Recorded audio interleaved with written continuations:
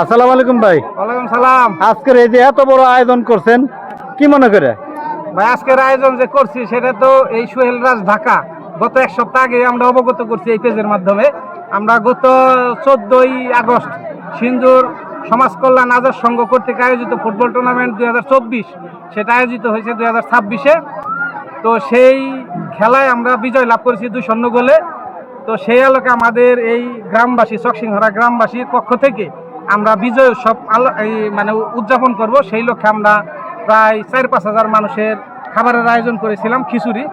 হয়তো ওই রকম চাহিদা মোতাবেক বা মানসম্মত খাবার আমরা পরিবেশন করতে পারি নাই।